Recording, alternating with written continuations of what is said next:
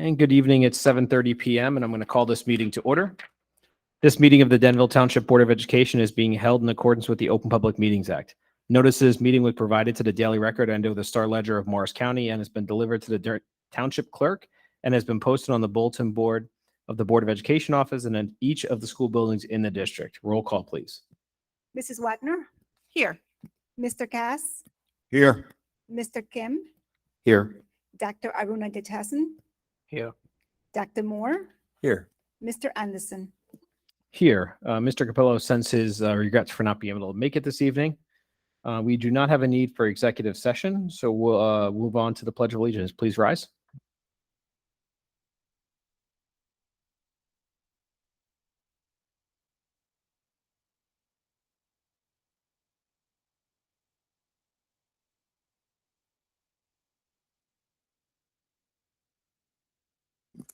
All right, we'll move on to our agenda. We have a special presentation this evening from Dr. Forte, Dr. Cullis, with Charlene Peterson from New Jersey School Boards. Good evening, Charlene, and thanks for joining us virtually. Good evening. It is my pleasure to be with you from Cape May tonight. So. Perfect. Look at how productive you can be when we're on virtual meetings. That's awesome. Well, thank you for joining us. We truly appreciate when you're here and appreciate you spending time with us this evening. So with that, I will turn it over to Dr. Forte. Are you going to kick it off? Hello, everybody. We're our annual recap of our previous school year and an intro to some ideas for goals for the coming school year. Our first slide is a slide on the strategic plan, and there's a note in the column there saying that the new 5-year strategic plan will be developed in November and December. So exactly November 14 and 28 and December 12. They will be public meetings, including a public Board of Education meeting. The Board of Education meeting will start at 6:30, and the strategic planning session will start at 7:30. And Charlene Peterson from New Jersey School Boards will be in attendance to help guide us through the process as she did the last time. Next slide, please. Our district goals for 21-22 were to successfully transition all students and staff back to 100% in-person instruction. And that we felt like that was all the strategic plan goals that were on there. Other than a short period of time where we needed to go virtual due to actually the largest spike in COVID we had since the beginning of COVID, we were able to successfully transition all students and staff to 100% instruction, in-person instruction. Again, we did have a period of time around the holiday break in January where we basically limped into the holiday break, and then after the holiday break, we needed to take some time, and we did have to switch to virtual for that week.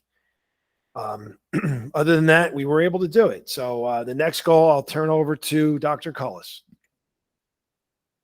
Every year, we try to have at least one of our goals focused on academic achievement, which is one of our main purposes of our school district.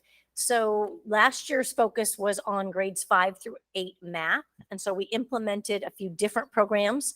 We brought in a program that was really targeted towards algebra instruction called Math 180. And that was in for specific students in grades 5 through 8. And then we also brought in Dreambox, which we currently are using K through 8 over the summer. You'll notice it's one of the summer learning assignments that students can go onto their Dreambox accounts and work through all of the standards and catch up on any standards they may be missing. So those were our two big purchases that went along with this goal. In addition, we provided virtual tutoring, small group instruction, small group in-person tutoring, all to provide extra math instruction to meet this goal. And as soon as we are not allowed to report back on our NJSLA scores until September when the reports go home to parents. However, we did get the initial. So I think that our work is helping those students who are falling a bit behind. Then our next slide is a slide that we usually do. These are just topics. These are not actual goals, just topics. So the first one would be to create a new strategic plan with the help of the community. Now, to me, that's the most important goal we have for next year, is because it's really will drive all the rest of the goals. So we could add some language to that if we feel it's fit, like how many members, like different groups, if anybody felt like that was important, between staff, community, even students, anything like that. Our second goal we have, again, is to, and Dr. Cullis changed this a little bit for next year, or is recommending some changes due to more targeted, and that would be increased achievement for students who are not meeting grade level benchmarks, and with a focus on grades K-2 and 6 and 7 ELA. And then the last one, again, a topic would be something in the range, something around cultural diversity, equity, and inclusion. And particularly level number 3 would be something most likely, I mean, I can't guarantee it, but most likely covered in the strategic planning with the community, if that is something that comes up during the strategic plan as a goal for the district for the next 5 years. So we could really stick with number 1 and work off of there. And we also could add some things in there too. And with keeping in mind, though, that we are going to be including, like we did last time, we did have over 100 community members help with our 5-year plan. So those are a couple ideas that we had. And the last slide is just the board goal recap. And the board has decided to just put this off a little bit. So we won't talk about the board goals recap or the board goal for next year. That will be something that will take place a little bit later in the year. And that was our presentation for now. And now we open it up for some comments or anything that might help from Charlene Peterson on the line. Thank you. Sure. So, one of the things that I would like to do, just for the benefit of, any public participants that we have, is just to kind of explain the importance of this work that we're doing here tonight. As a board, we say that, it's not our job to run the schools, but to make sure that they're well run, working together, with the superintendent whose job it is to run the schools. So one of our responsibilities is to help determine the what each year, like what are those, say, 3 or 4 things we think are so important to move the district forward that we are going to hold the superintendent accountable by putting them in his evaluation. So that's why this conversation that the board is having tonight, with, upon recommendation of ideas from the superintendent, is establishing that what. And then we say that these are considered district goals because they will ultimately involve everyone in the district, that we are helping determine what those priorities are. Then we will receive action plans from the administration telling us how they're going to accomplish the what. And then we should see these focus or priorities, in the goals that we see in the buildings, with other staff members, with the learning that's taking place in the classroom, so that together we're all working together, kind of like in a stair-step approach, to move the district forward in alignment. So that's why having this conversation tonight about, establishing these priorities, that's why it is so important, so that we are making sure that we are setting that direction. And it's great that we're doing it at this time of the year so that we can develop the action plans over the summer. And then when everyone comes back to school in September, we can kind of, hit the ground running with everyone aware of what the direction is for the year. So it's important to have this conversation now, and to have the board be part of this conversation, like you said, with there's helpful input from the superintendent. So I would like to turn it over to the board members now. And I think, that we typically will go through each one of the goal suggestions and make sure that as a board that we agree that this is, one of the priorities that we would like to also have as one of the district goals. And then if there's any other thoughts or words or concepts that the board would like to add to it. So the first one is the strategic plan. And again, I have to say that I always use Denville as an example when I talk to other districts about the strategic plan, just because, it was mentioned that you had up to 100 community members, and that almost never happens or rarely happens in other places. So you really do make a point of ensuring that the community is involved, that voices are involved. And then these district goals that we set, you will have noticed that, at least in the previous ones from last year, that they were connected to the strategic plan. So that then is how, once we have if we do agree that this is what we need to do and we have a new plan in place, then that's how we carry them forward, is by using them to help guide these district goals, so that we are using the work of the community to help set the direction.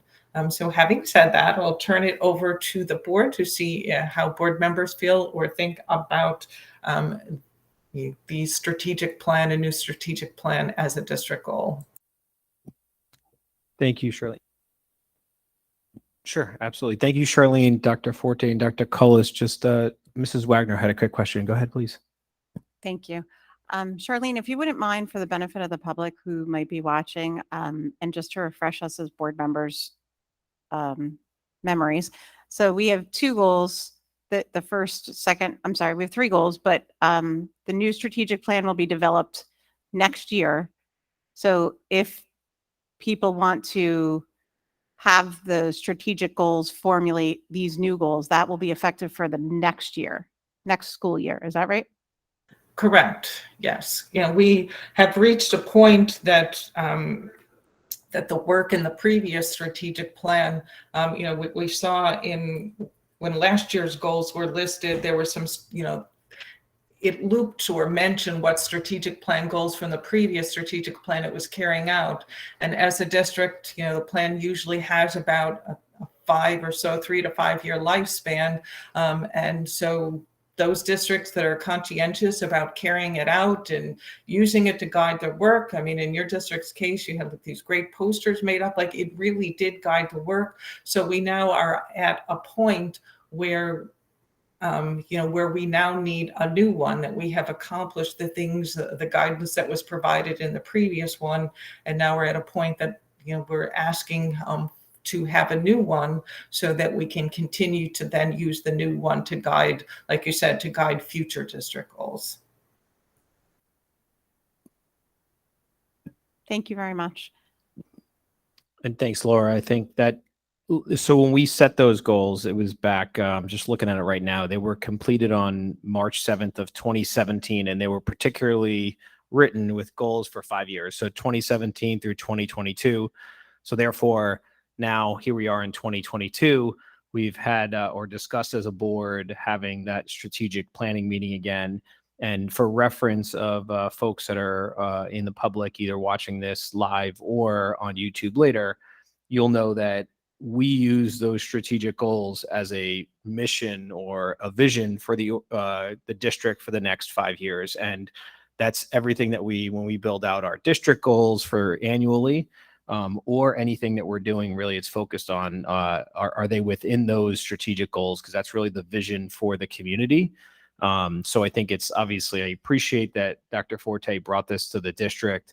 Appreciate the public that was involved 5 years ago, and now it's time to kind of revisit it again. So I'm glad we are staying on top of it and making sure that we complete that strategic planning once again.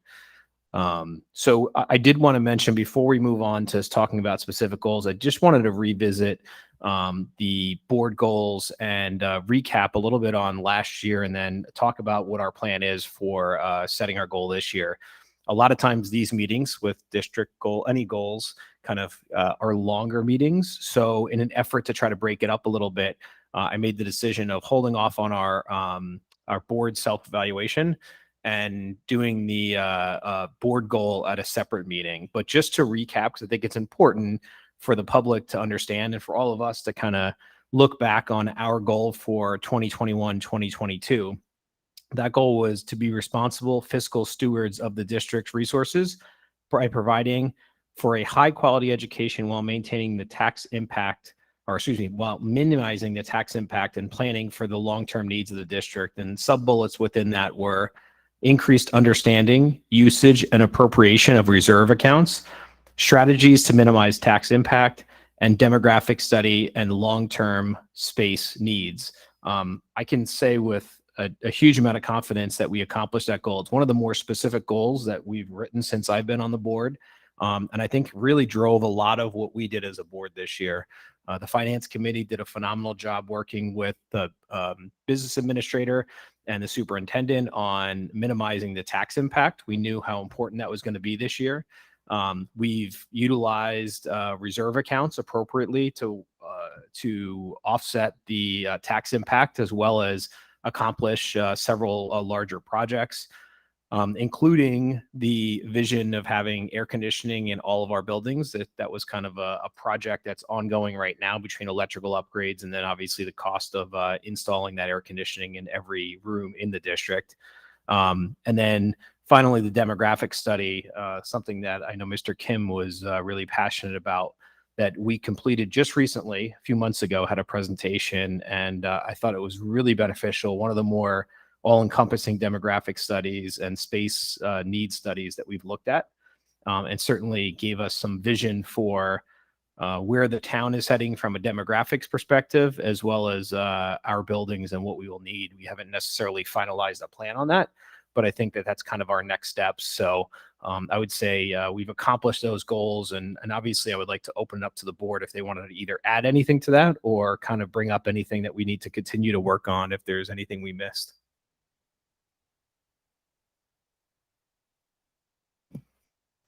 Okay. Let's move on to potential goals for 2022, 2023. And as always, Dr. Forte and administration, thank you for bringing these to us. So the first one is the potential goal is create a new strategic plan with the help of the community. Any feedback from the board on whether they like that goal or they like to change it or remove it?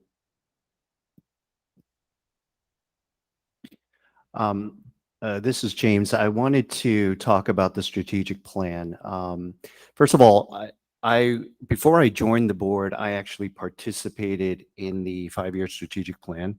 Really had a great time because so I had fun with it. But the bottom line is there was one poignant Denville resident who really made it a mission of hers during this strategic planning session, and it had to do with children's safety. I think she was part of the Sandy Hook, or she lived in or was close to Sandy Hook. And when she was in our meetings during the strategic planning, she made it adamant that we really talk about the safety of the children. And fast forward 5 years later, I thought that, you know, Dr. Forte, former Chief Wagner, and everyone else did an amazing job with the district. And I think because of the strategic plan, as well as some other committee meetings that happened subsequent to it, the board over the next 5 years had really focused on the safety and the security of the schools. And I do feel personally that we are in a much safer place because of that. So I strongly believe that number one should be a strong goal for us as a district goal, because we are definitely experiencing the fruits of the strategic planning sessions 5 years ago. I mean, it's the fourth goal, and it says to create a safe and secure learning environment equipped to deliver 21st century educational expectations using efficient and sustainable facilities district-wide. This was the product of the public. This was the product of Denville residents who had the foresight to take those current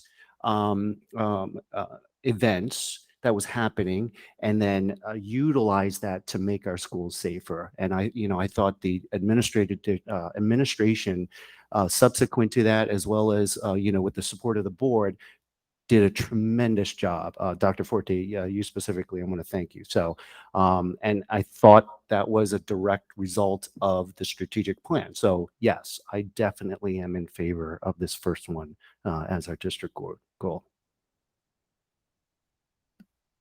May I share another example? Please.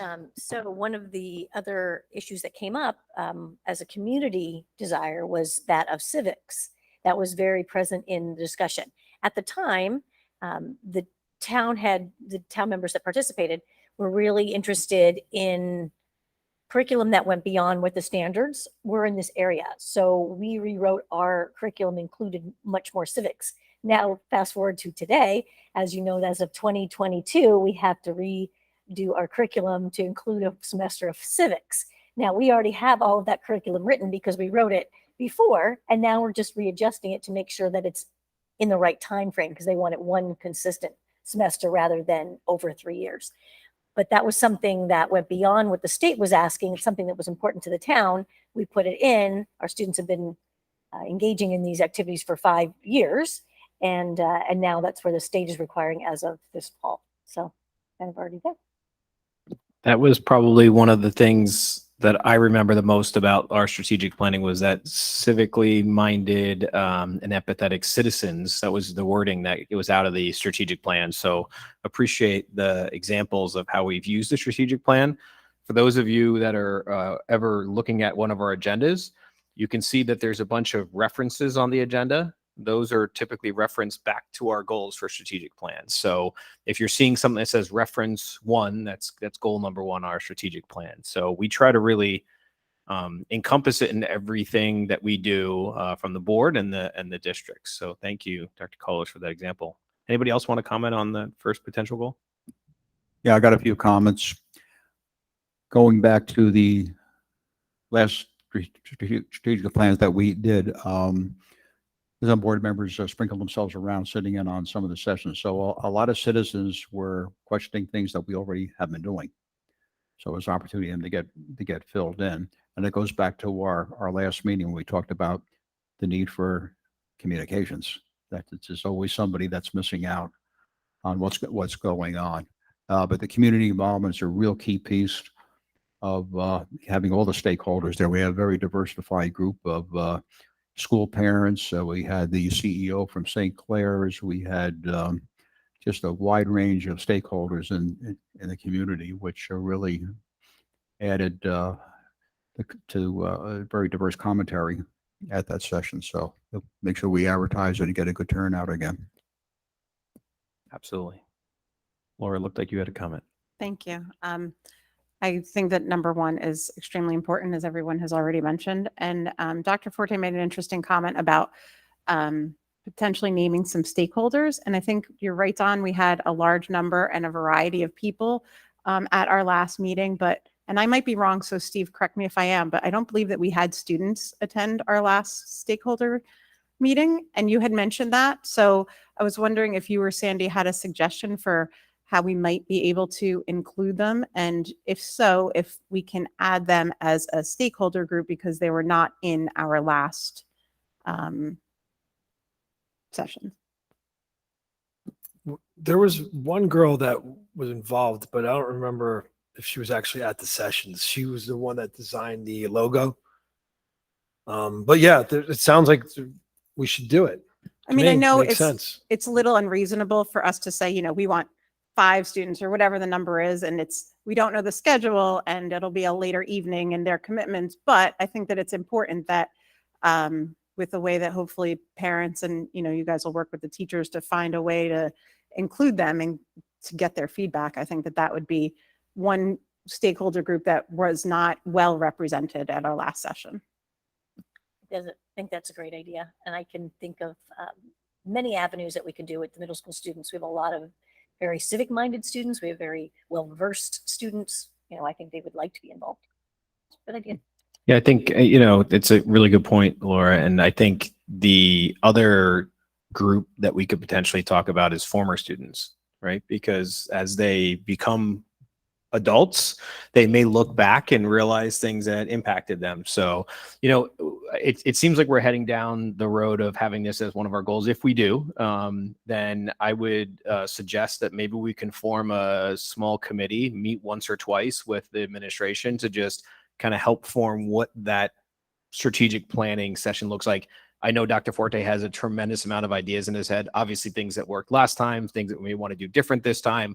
But it may be worthwhile to just have some of the board members get together once or twice just to kind of review it and make sure that we're all aligned with it. So anybody else have any other comments on a strategic planning goal for our first goal? I don't have anything else about the first goal, but I think we've already mentioned 2 goals from our previous strategic plan. So I think it might just help to review the other 2 so that we kind of make sure we've hit all 4 goals. And if there's any points that we haven't met, this is our last year with the strategic plan to kind of wrap it up. Absolutely. Sure. So I'll mention them. So goal number 1 is to develop a culture of learning that enables students to excel in the 21st century global community.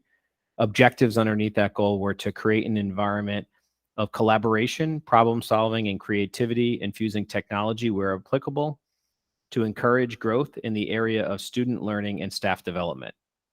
Second objective under that goal was to review and modify curriculum, incorporating current and upcoming technology as needed to promote skill-based and real-world applications. And the third objective underneath that goal was to develop a shared responsibility beyond the classroom as a community, including peers, mentors, and families. So I'll pause there. Just let's kind of dig a little bit into that goal and make sure that there's nothing that we feel is it's a really good point. Maybe there's something we can pull out of a goal out of here. So anything from that first strategic goal that anybody wants to talk about that they think we haven't hit? I think there's a lot in there that we have, certainly. So the question is there anything that we haven't hit or anything that you can think of as a goal, that a district goal for the year that might be applicable from that goal?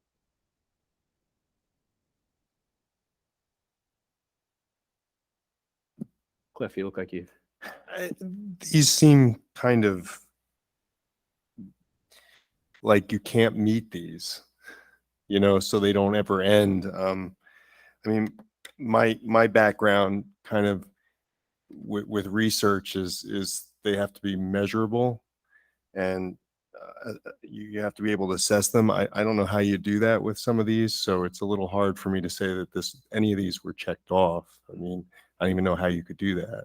But I think they're purposely broad because they're 5-year goals, right? And the reality is in 2017, did you expect that we were going to have a global pandemic in 2020, right? So I think the world changes quickly, and can you form goals that are the purpose of these goals are to help drive more specific goals, right, on an annual basis. And I think that's where, like, is there anything that you look at on here and you say, hey, there's a district goal that I'd really like to see met that I don't think we met out of here, or that is an opportunity for us to build upon. So I agree with you, Cliff. These are kind of overarching, but I think they're purposely done that way. If I could just add to that, I remember 5 years ago, or whenever this was, when we did the strategic plan, I was a brand new board member. And I said almost exactly the same thing to Charlene Peterson.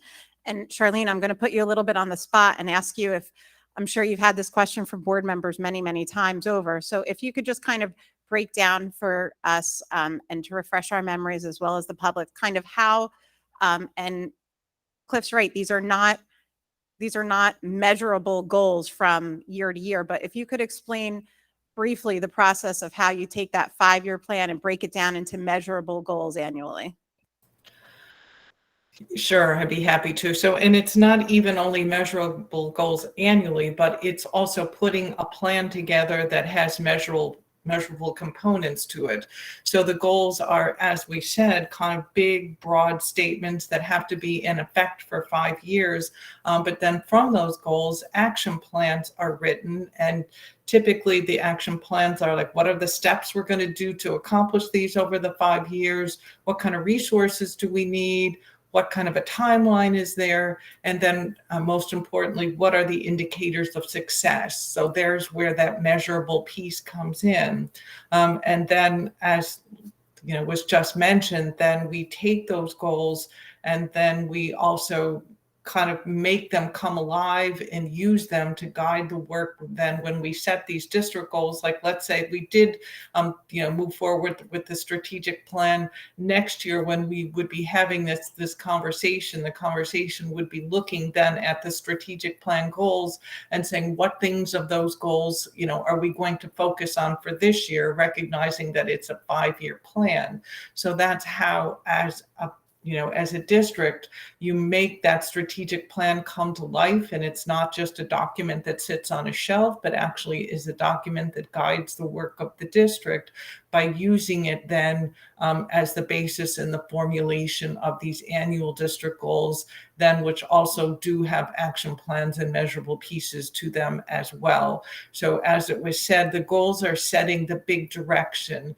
What's the focus? What are the priorities? And then we leave it to the educational experts to develop the how, to help develop these goals, like I said, with the indicators of success and the timelines and the information that is needed to measure them. So. Yeah, if I may, what I would add to this is that the strategic plan allowed us or enabled us to help make our decisions as a board as well. So for example, the word that resonates out of this one is technology. Did we as a board give the administration enough tools to expand the available technology to the students? Did we make decisions based off of that, where, from a finance committee, did we want to cut corners and reduce the amount of technology available? Or when it came down to the question of, all right, should we spend money on laptops and everything else? I think the answer was unanimously yes. So for me personally, I do feel that this one was, however immeasurable it might be, we did give the administration the tools necessary to allow the students to potentially excel in a 21st century environment.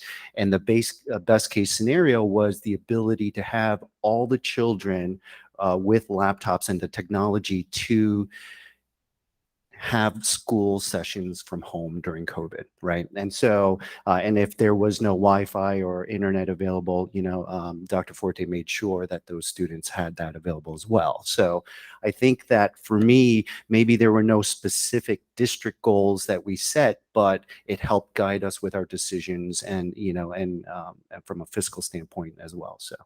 Yeah, I think that's a good point. And I think there's a few other things that I think of when I see that. I know Dr. Cullis works very closely with the high school to measure how successful our students are once they leave our district. So when you talk about students that excel in the 21st century, like it's a little bit tougher once they get beyond high school to track kind of how they're doing. But certainly at the high school level, we have a good relationship to track that. I look at other things in here, like talking about developing a shared responsibility beyond the classroom as a community, including peers, mentors, and family. I think about our school of character, some of the things that are beyond just the instruction and program that's required. So I think that I think Mr. Kim makes a good point. Do we make available the resources to be able to strive for these types of goals, and how do we measure them? Certainly, I think we've got to go back and measure and figure out, are there things that we either did or didn't hit? And I was thinking of technology, as you were saying, technology. I thought the same thing. Like we transitioned to online virtual learning, where a lot of other districts and a lot of other places struggled with that, where we did not. And I think that was because of the planning that was done and the focus that was put in prior with technology. So. No, and I just wanted to kind of summarize that by saying that I think that's a perfect example is in 2017, 2018, when we were writing these goals, we made technology a focus, not knowing that there would be a pandemic, not knowing that we would have a need for, I think we were doing well with technology and student usage at that point in time, but we didn't have a need for every student to have a laptop available. But it turns out that during COVID, we were able to make that a laptop or Chromebook, I should say, available for every student, as well as Wi-Fi or internet access. So I think that's a good example of that overview for the 5-year plan. And then the only other thing that I wanted to add was that when we go into building the goals for the administrators, we will use the district goals. And we have talked about quantitative and qualitative goals for them. And we usually make sure that we have one of each, so that quantitative goal is a measurable goal. So that's more the type of goal I think that you were referencing. So the board does have them and use them. It's just not in that strategic plan because that 5-year vision is so far out. But I would agree with exactly what Mr. Kim and Mr. Anderson said about, I feel that the district has met this goal. So maybe it's just because I'm new and, I don't, so I apologize if that's the case. I like all the language here. I mean, it's like great as a vision. It kind of excites me to read this. It's just that if you're gonna take something off, like, I just don't know how like as far as casting a vision, this is great, but if, like, review and modify curriculum incorporating current and upcoming technology as needed to promote skill-based and real-world applications. You're going to check that off and say it's done, like it goes on, right? I mean, so. Well, and that's the point, I think, exactly, Cliff, of it's a 5-year plan, right? So for this 5 years, and that's why I think we're reviewing them to say, hey, we're coming up on our 5 years. Have we met? We've done 4 out of 5 years. Have we met this 5-year goal? So not that it's ever finished. And we talk about our district goals. The next one coming up is improving benchmarks for students who aren't meeting benchmarks and closing that gap. Is that work ever done? No, it certainly isn't. But it's an ongoing goal, but we still need to make it a goal. And like you said, kind of set it for the vision. So I don't think it's finished, but is it finished for this 5-year period? That's what I'm saying. Only that it's finished for this, or that we've met that goal and we've accomplished those tasks in the 5-year period. And what our next 5-year goals will be is yet to be determined. One thing I noticed, like as I'm doing the resolutions for agenda items, I try to jot down, because sometimes when I'm looking to see what goal does it fit under, like I know this is important for students because of X, but I'm like, I'm not sure exactly what goal. So then I would write, I have been keeping a log of things that maybe not that we have to take away from the strategic plan, but I can see a few things that we might want to add because we do them, but I don't really have a place necessarily. I'm like, I'm not sure what that action goes under. So that maybe we'll be adding more than, I don't see what we'll really be taking away. But we also tried to cram in some language and make it one thing. Like curriculum and technology are all in one spot. And I'm like, well, there's kind of some room to play there. But Yeah, I might just be too concrete in the language. When I hear met, like it's not the same as like, did we do a good job? Yeah, you did a great job. Was the goal met? I don't know how you can meet an unmeetable goal. So I'm just, it's probably the language that I'm just getting a little too concrete or fixated on. So like, cause I think, I mean, from what I've seen, we've done a really good job with a lot of these items. It's just not the same to me as saying, we completed it. It's like you carried it as far as you could for that amount of time. Yeah, I think you're right. And I think the other part of it is I distinctly remember in our strategic planning 5 years ago or 4 years ago now, 4.5 years ago, I guess, I remember sitting in on that meeting and being like, wow, there's so much information. How do we come to 4 goals? Like, it was just a lot. And I honestly still am amazed that it came down to these 4 goals, these, 3 or 4 objectives per goal, because it was like, it just felt overwhelming to me personally, because there was a lot of great information and great stuff that was brought out. And I agree with you. I think the challenge now is, how do you walk away from any of these? Because I think they're all goals that like stay forever. They're just like, they might be 10-year goals, and that might be okay, right? And I think that we need to understand that to me, the challenge now is going to become, how do we ignore the fact that we saw these and think about other goals and move beyond them or keep them? How do you decide? Yeah, I mean, I guess because I'm a new board member, I get this every week. Sandy like puts it in front of me every week, so I get to look at it all the time. Yeah, right. The new and I, but that is true, because when I look at these, when I keep looking at these goals, I can't find anything that I want to do that I couldn't slide into one of these 4 goals, which is sort of, I guess, why I think of it as not ever being completed, because every time I think of something, I'm like, okay, well, that's already a goal.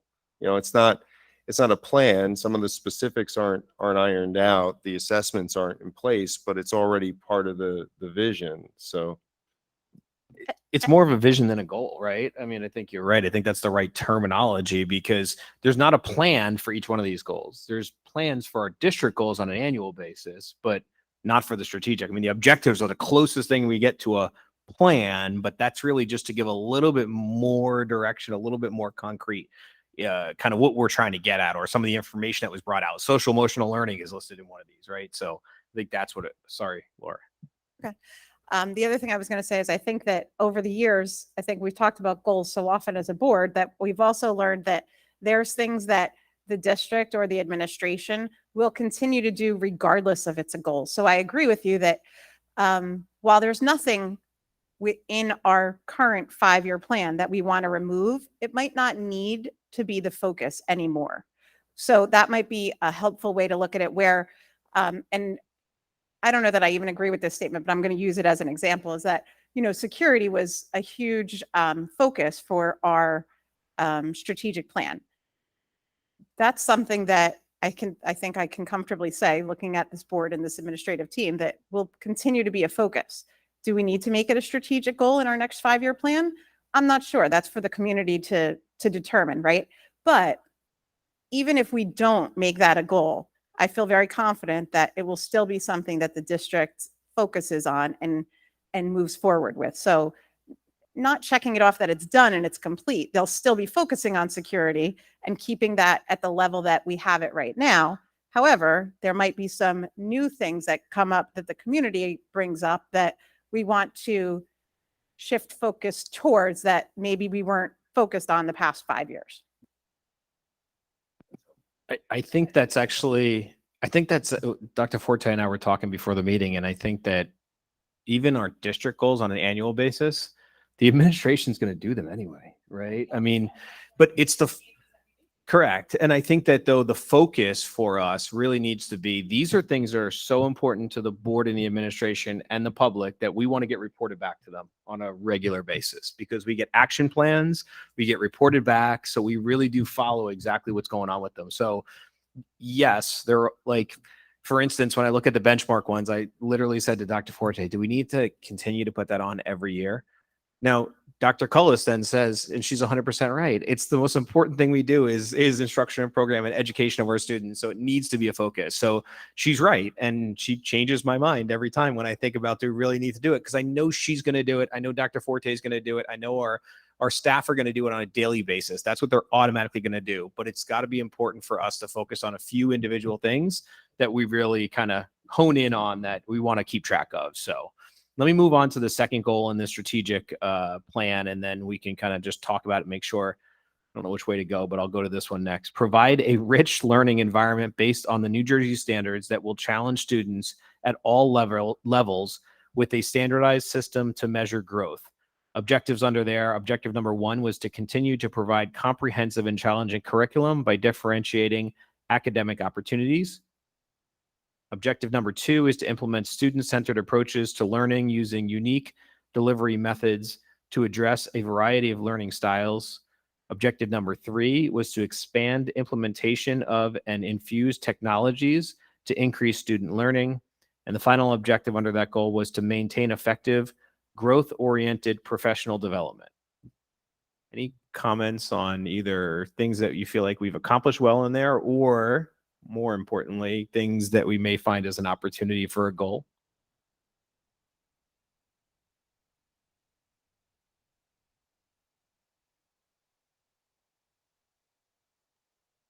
I don't know if this falls into this category, but one of the things as we get out of school and college into the workforce is definitely teamwork, right? Nothing gets done by an individual. So where would that fall, and how would you describe? I'm thinking that's the closest it comes to. It's a good question. I think, and a lot of these things we talk about, I think fall under multiple of these goals, kind of like what Dr. Cullis was saying. But I would point to even the goal that talks about self-aware, resilient, civically minded, empathetic citizens, because those are the things you need to be a good teammate. And it even talks particularly about social emotional learning. to me, that's how do we have interpersonal skills and interact with each other. So I think that's the one I would probably point to the most, but open, I think it could fall under a few.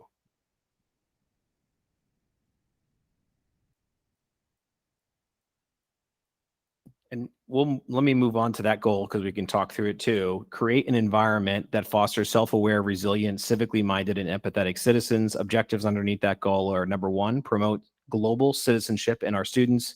Number two, utilize social emotional learning to enhance students' capabilities to meet challenges ethically and effectively, and to prepare for future successes.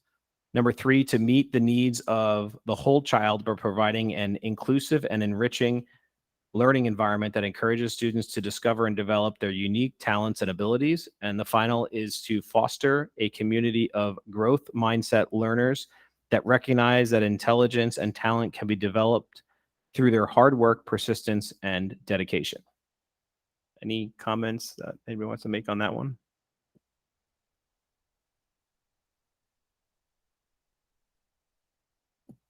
This was the one goal in the strategic plan that I was really happy to see from the community. And it was driven by the community. I mean, they were really, that this was important to them, right? I think that they recognize that, yes, they want academically sound. They want students to learn, but they want them to learn and also be in an environment that teaches them how to be good teammates, how to work with other students, how to, be empathetic.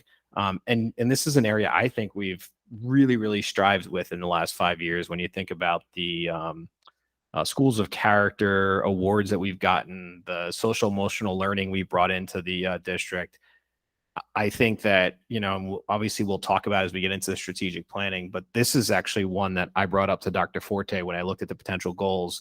Do we need a mental health goal coming out of the last couple of years and all the challenges we've had?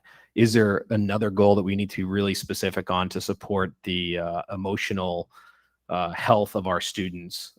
So just something to kind of chew on. If the board thinks it would be needed or appropriate, I think it may be something we need to think about. Yes. I think that's really the power of the 5-year plan, is that we never would have expected that we would have met those technology goals as well as we did if we didn't have a pandemic, because we have everybody from preschool to 8th grade. I mean, certainly our middle school was there. Our 4th and 5th graders were getting there, but I'll tell you, pre-K to 3 learned so much so quickly that, I mean, in this 5-year plan, will technology be the focus? Probably not the main focus, right? Because I think we've grown so much in that area, but maybe now it's mental health. Maybe we see, okay, now there's a more glaring need in another place. But yes, all those things will still be worked on, but certainly we would not have to do the amount of work we did in technology over the last 5 years in the next 5 years. I mean, that's what I think. Yeah, I think Cliff is the expert here, but for me, when I saw the word resilient, I mean, I think that comes to my mind, right? I just recently heard a podcast, Hidden Brain is an amazing podcast, how this little kid who was sort of hearing impaired, so he was considered not so intelligent when he was a little kid, and he was held back in class and whatnot. And he goes on to become a psychologist who does a research on standardized testing and amazing work. And to me, the word that kept coming back was, how did he bounce back after every single person around him told him he was dumb? Somehow he just totally believed in himself from a very young age. How do we build that into every child, right? To be able to believe in themselves that they can do it, right? No matter what the world tells them, right? To me, that word resilience, I don't know if we can beef it up more within these goals. Maybe extract something more specific out of it. So I think we could probably table that as an option for a district goal this year, or at least maybe incorporate. That's another option too. We'll take a look and see if it fits in. So let me move on to the final strategic goal: to create a safe and secure learning environment equipped to deliver 21st century educational expectations using efficient and sustainable facilities district-wide. Objectives underneath that goal include continue to assess and improve internal and external school safety and security during and after school hours. Number 2, continue to upgrade, improve facilities to be cost-effective, energy efficient, and sustainable. Number 3, continue to strive for maximum efficiency and balance in use of facilities across the district.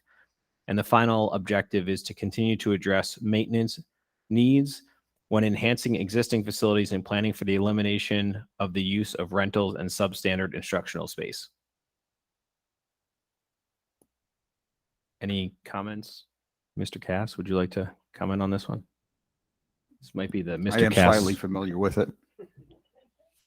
And I was like to brag about it. We've made tremendous strides in upgrading our facilities and athletic field up at Valley View.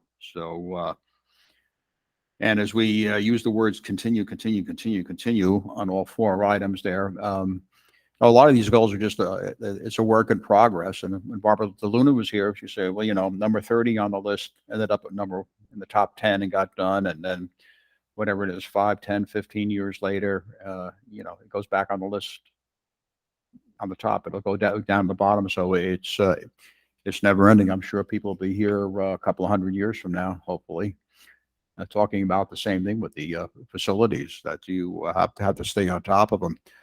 There was a article in the Daily Record today about the former Aberdeen schools in particular and the deplorable condition they are in Newark and Patterson. I mean, and they're talking about trailers that we had, or learning cottages was the politically correct term, that they've been in for like 20 years and they're falling apart. So no, I don't know. Didn't have a lot of specifics there. Did they have a 5-year plan, strategic plan, and how much did they chip away on, but the leaky roofs, et cetera. So it's very important to keep the facilities in good shape. It's really key to learning. It's very disruptive when you have a leaky roof and you got waste baskets in the gym and the floorboards warping and everything. So it's always an ongoing goal. And we've made just a tremendous amount of progress with that. And we always remind the public, no referendums so far to do millions and millions of dollars of work. And then the St. Mary's leasing is really a tremendous opportunity that came across our way if we were able to do it again without a referendum. And I believe it was around 700,000 we put in that building to upgrade it and get it up to speed. So did a good job. So I look forward to keeping that goal churning. Mr. Cass, I think your comment about it, it's always needed is spot on. I would say when I came on the board, I would have never thought that we were ever going to talk about air conditioning in every room in the district. And I would have said, we need computers, we need a field, we need, like there's a lot of things we need. And like air conditioning for, 20 days a school year or something like that was just not something that was on my personal priority list, nor probably the district, but now it is, right? Because we've been able to do all those other things. We didn't have, we had probably $5 million in roofs we had to do when I joined. So there's been a lot of work done here. I think we are always looking for the next opportunity. I think we've been able to take a deep breath, but I don't think before I read this statement today, I can't remember the last time I heard substandard instructional space used. And that was a term that was used probably 5 times a meeting for several years. Yep. So it's something that we will continue to look at. And obviously with the demographic study that we looked at, it's going to be something that's probably not going to go away as we look at additional building within the town and potential growth of students and everything like that. But I don't personally see anything from a this year board goal that would be, district goal that would be important to pull out of here unless somebody else sees something. No. Okay. So we've gone through all of them. Thank you, Mrs. Wagner, for that idea. I think that was really helpful for us to kind of check in. And I think the only thing we pulled out, and let me know if anybody else has any other ideas, is potentially a mental health addition to a goal or a separate goal. Anybody have anything else they want to bring up? I'd like to revisit number one and maybe include the wording for, to communicate to the community the upcoming strategic planning sessions that we're going to have so that we, if not meet, exceed the attendance that we had from the last, from 5 years ago. So. Yeah, I think there's two ways we can do that. I think in the past we've kind of put like sub bullets under a goal, or there's obviously action plans that come from the administration. So that's certainly, and I think always it's important that we bring up stuff like that. That's, and you know, as we build out a goal, everybody on this board probably has an idea in their mind about how to implement that. So whether it's tonight or even shoot an email to Dr. Forte about, you know, hey, within that goal that we talked about, I'd really like to see this or that. I think that's really helpful for Dr. Forte to create those action plans. So that's a really good point, Mr. Kim. So is everyone good with create a strategic plan as being one of our goals for this year? Okay, so we will keep that as kind of goal number one, if you want to list it that way. And Charlene, speak up if you want to kind of take the ball and run with this. It's up to you how you want to facilitate moving forward here. No, I mean, I think that it's important, like you said, we're to the point of the board having a conversation on it. And so, you know, you're doing exactly what needs to be done of giving all the board members the opportunity to weigh in. So. Thank you. Please feel free to always jump in if you have an idea. You've had a great experience and knowledge across multiple boards. So if there's something you see as a best practice, we're always open to hear. So next goal, and as Dr. Cullis said, obviously academics and instruction program being foremost on our agenda, increase achievement for all students who are not meeting grade level benchmarks. And there's a note about grades K through 2 and 6, 7 ELA. Dr. Cullis, did you want to add a little bit to that? Those are the areas that we're revising the curriculum and bringing in new materials that we've already approved, new materials for those grades. So we know there's some concerns. So we wanted to make sure that we were buying materials and revising the curriculum to address those particular grades. So every year we kind of look at a different area. We continue doing the things we're doing, but we have to put more energy in revising and focusing on one particular area, and it's ELA in those grades.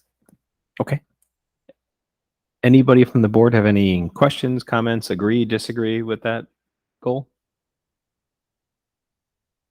Dr. Cullis, last year's district goals was focusing on grades 5 through 8 in math.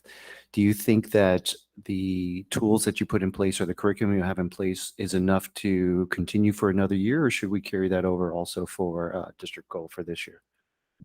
I'm not sure you have to make it a goal, but I definitely will continue doing it. I mean, we already purchased those items again, and we don't have enough data right now to be able to compare anything. So I definitely want to at least do one more year to make sure that, I mean, I can see the data of 1 year. I can hear from what the teachers are telling me that they feel like those students are progressing farther and faster towards algebra. But that's anecdotal, you know, so yes, I mean, it's up to you if you want to make it a goal, but certainly we'll continue working on those. So Dr. Cullis, I just want to ask a question generally about, we've had this goal, I think, going back 5 years in one way, shape, or form, maybe slightly different wording or different focus, obviously. How do we, is there a spot that we're getting into? Like, how do we get into the spot where we have students, are the students declining, or is it just like, how do we get ahead of this, I guess, is my point, like without getting to the point of having to let them decline? And I don't know if they're declining, but how do we get ahead of it? Is there something we can do to try to reinforce earlier, or anything we can do to try to get ahead of the curve? I think we could probably even revise that goal to be that we're getting students to benchmarks. So it's not just students who have gaps. I mean, the things that we're putting in place are to get the students where they need to be for grade level, not just the kids that are behind. So we could revise the language on that to address that it's really for all students. It's also pushing kids forward in those grade levels that are beyond the standards. So I think we could play with some words there about that. Really what we're doing is addressing the curriculum and the focus, the academic focus in those grade levels. It's not just the kids that are behind. Yeah, and going back to Cliff's point, I don't want to water down the goal, but I also, we've got students that are probably in our accelerated and advanced courses, and how do we push them, right? I think we've talked about this before, right? We don't want to just focus on the students that are maybe not meeting, but how do we push the students all across the spectrum higher? All curriculum is written for all students. And then we try to find ways that, okay, if their individual needs, because it really doesn't matter, even if they're on grade level, there's always some standard that isn't their strongest, so we're still always working, which that's one of the greatest things that I have enjoyed about Dreambox is we went across and you can see every grade level, what standard and what grade level the student's on. So they may be way ahead in some standards and a grade level behind in one standard, so it's rare that you find a student that's excelling in every standard or, so it's kind of always this across the board, some below, some on, some above. So I think we're always just constantly working towards meeting the standards and providing interventions for students that need assistance filling gaps and also interventions to push them forward. So maybe we could just kind of play with the wording on that. Any other? I guess it's more the focus is just the content. Yep. Got it. Any other comments from the board or ideas? Like it, don't like it? I like making it broader, the language that Dr. Cullis suggested, so that it's clear when you read the goal that we're focusing on all students. I think that in the past we struggled with the language because, excuse me, I think we tried to make this goal in particular the most measurable goal that we could. So we're constantly playing that back and forth game. So it sounds like maybe this year we're going back to making it broader, which of course makes it less measurable. However, I'm confident that Dr. Cullis is constantly processing the data and will report back on that when she can for us.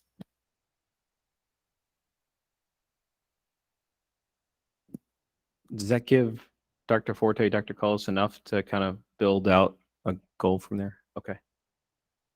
All right. So let's move on to the third possible goal, which is cultural diversity, equity, and inclusion.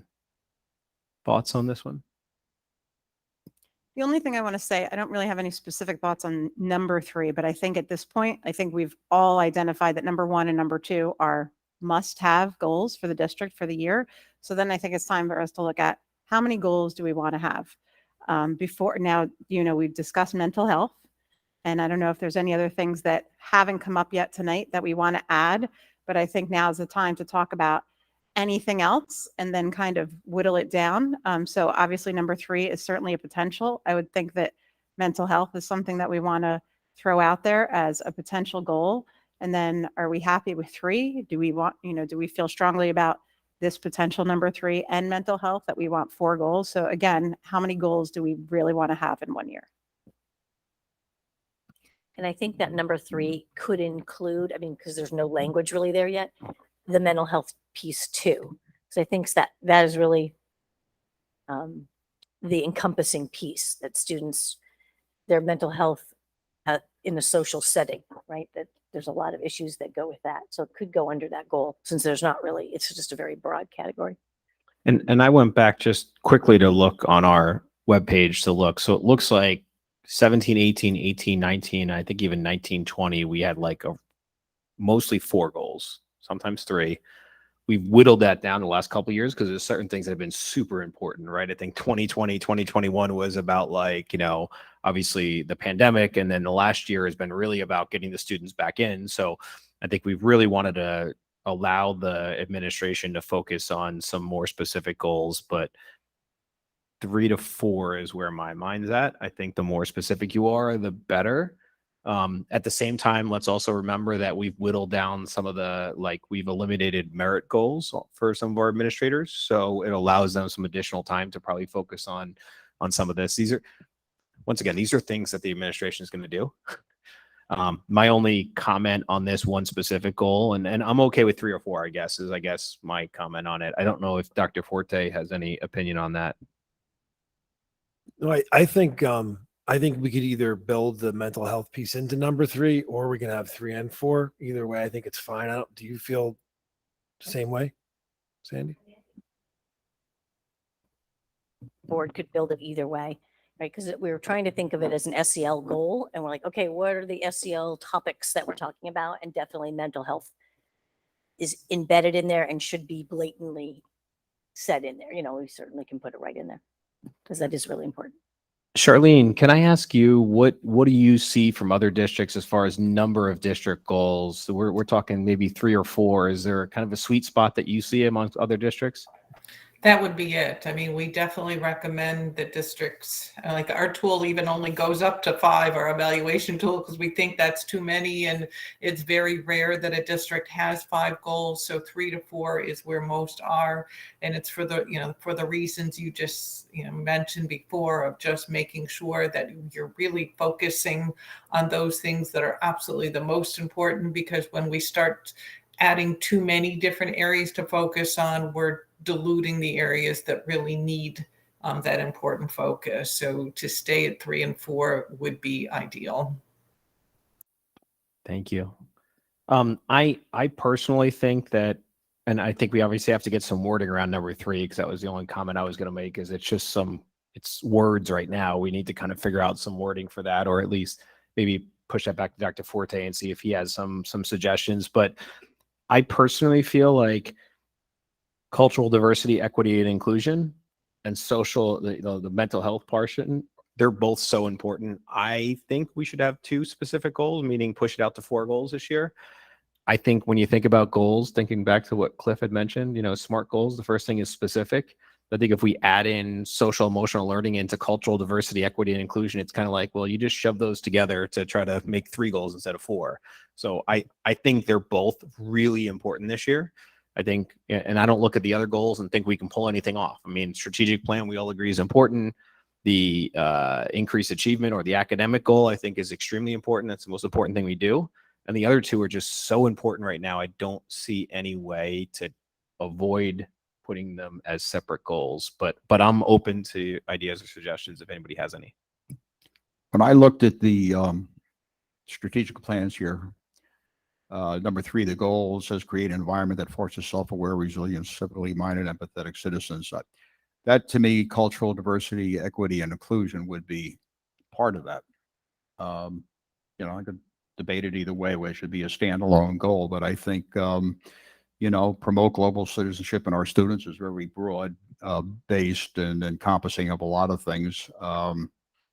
And the mental health, which is really important in today's school environment, that could almost be part of goal number 4 from 2022 strategic plan: create a safe and secure learning environment equipped to deliver 21st century educational expectations, et cetera. And the mental health is certainly part of that.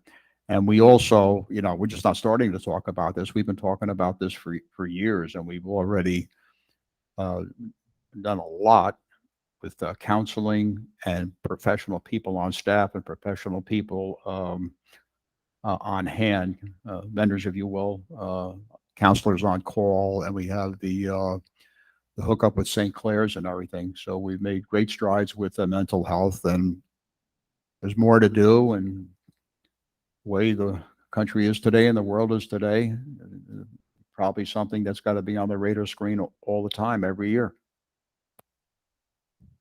So I would be an advocate for the goals 3 and 4. And I don't have language for either, but I think I have 2 words that would help us. And I think you pointed out the first one is if we base number 3 or whatever, do mental health first. If you want to build a mental health goal, build it around the word resilience. And if you want to take number 3 and use the word acceptance, and, instead of talking about every subcategory and every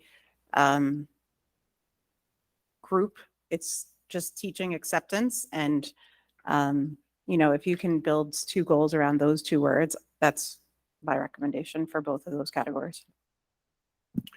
Are we voting on this today? No. So what we'll do is give some feedback, and Dr. Forte, keep me honest here.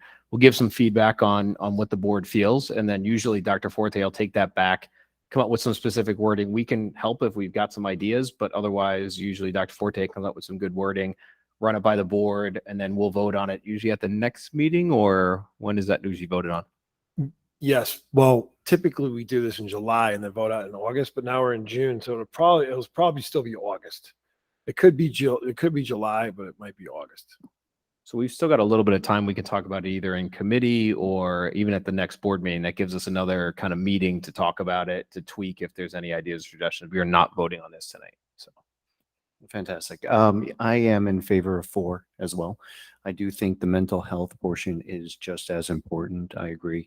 I love Ms. Wagner's suggestions about including the words resiliency and acceptance. And yeah, I think between 3 and 4, more language. Once we hash out what the language should be, it should be some very concrete goals for 2022, 2023. So In 1920, we had a goal. It was to expand the social emotional learning and mental health program. And the evidence was that we started the program with St. Clair. So we could build off that if you guys think that that's the wording we're looking for. yeah, I think it's got to be even a little bit bolder, right? In other words, we've built a program. You guys done the phenomenal job on building a program for this. We got to take it to the next level. There's enough of a need that we've really got, instead of just saying we had a partnership with St. Clair's, what are we doing with that? What else can we do with either that or find another opportunity? I'm not sure what it is, but I think we've got to do more, and we've got to really up our game when it comes to that. I think there's a need for it in the community and within our schools. Yeah, I think the only way it's going to really be helpful is if it's built into the curriculum itself, into the classrooms. It has to get folded in. Otherwise, it becomes sort of a one and done. It's sort of like you probably all have had experiences like that in school. You have like a little lesson plan, you move on, and it's out of your head, as opposed to. And there's opportunity, as I've seen the new reading curriculum for, was it 7th grade? And there's social learning built into it, but well, I don't want to go into. I think it'll take a lot to get the teachers to do it in a way that's going to be effective. But it's pretty cool. But I think it needs to be kind of worded that way, kind of put out there that this isn't something that you do on the side, but it's folded into everything. And it's already started. I mean, that's the great thing about you see it in the way that Lakeview's hallways are labeled, and there's a lot that's there. It just needs to sink a little deeper.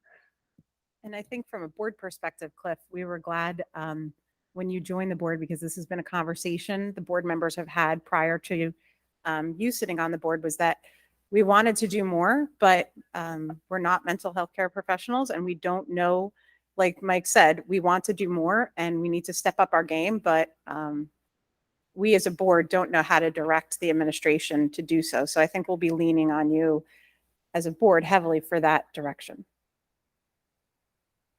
I'll do my best.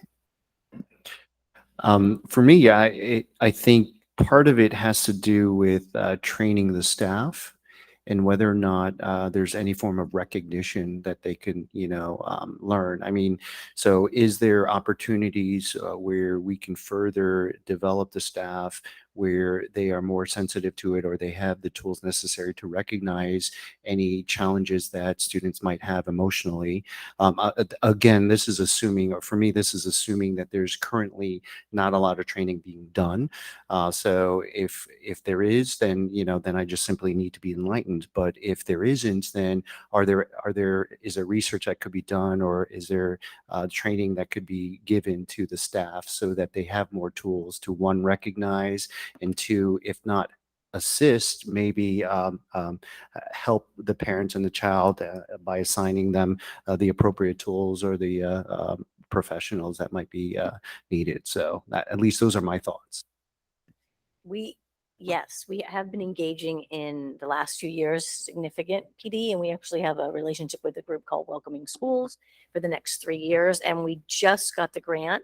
I told you I'd put in for it in January. We did get accepted for the YWCA to provide some workshops for parents. So we're definitely working on those things, here's where it gets tricky, because we know that we have such a diverse group of students with a lot of different needs. So we're training staff to be prepared for what each kid brings to the table, because there's a lot. And then it's sometimes those are the issues that parents question us on and say, well, you shouldn't be learning that. Teachers shouldn't be knowing that because they might tell the kids this. But we're trying to prepare our teachers for every scenario that they may come across, right? And so that's why we value it. The teachers need to know, this year we did, just the end of the year, we just did some work on students that with acceptance with gender, so those are kinds of things the teachers need to know about, so that they can watch for signs and of mental health issues or of struggle or of need, so that's where when you see the work that we're doing, I'm so grateful that the board has always been supportive, because we have taken it as we need to learn as much as we can to help and include everyone and deal with everyone's needs. But I know that there will be conversations that people come to you and say and ask, why are the teachers having that PD? That shouldn't be in schools necessarily, but we have been providing those so that they are prepared. And I think that's where our strategic goals come in, because I can point to them and say, that's what the community wanted, right? The community wanted that included in our schools, not just academics, but social emotional learning and all those things. That was feedback from the community, not from the board or the administration. So I think that's where we kind of point back to and really focus on. And I personally think our staff does a phenomenal job. And the administration, the PD that we provide to this, I wish we had more opportunities for PD. And I know we do the best we can. We utilize every minute of those PDs we can.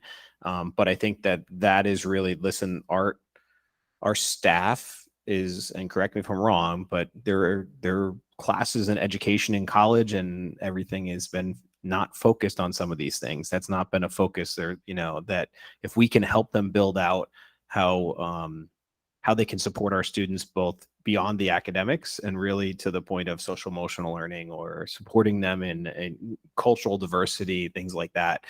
But you're right, it's a super sensitive subject to some. So I'm guessing that many of our staff members almost avoid it in a way that they want to do it, but they don't want to get themselves into a spot where they say something where they're being accused of doing something inappropriate. Or listen, there's times when I don't know what to say. I'm going to be honest, as an adult, like, do I call you, what name, or how do I address this? Or, it's just, there's a lot of questions out there. So I think the more education we can give it, but I could say, from a board perspective, we certainly support our staff. And so, part of me feels like, would this goal be specific about PD? It's probably too specific. I guess it's probably not broad enough. I think there's a lot more we can do with it than just providing PD to the staff, but certainly that's probably part of it in both those goals, both cultural diversity and the social emotional learning or the mental health side. I think PD and staff education has to be a big part of it. Yeah, absolutely. And the great thing is our staff is so receptive. And at first, sometimes they've been a little nervous when they're the topic, but we have gotten such great relationships and presenters, right? Because we really did research who were the groups that we wanted to work with and their focus on how they're presenting the material. And the staff is just so grateful afterwards. They're so grateful of, I'm so glad that you shared that information or allowed us to, because we wanted to learn about it. We didn't know how to go about it. So I think it's good. That's great to hear. There's sort of a second kind of topic that came up here. That's something that I've been thinking a little bit about. Some people you're never going to be able to assuage. That's just, but there is sort of this sense of distrust, that, if I really trusted the person who's teaching my kids, I would feel more comfortable. And I'm just thinking, like, parents today, I've noticed across the board, for the most part, want to be more involved, but the schools are a little more remote now, due to security and, COVID in particular. But I've felt it and noticed it myself. I feel a gap even being on the board.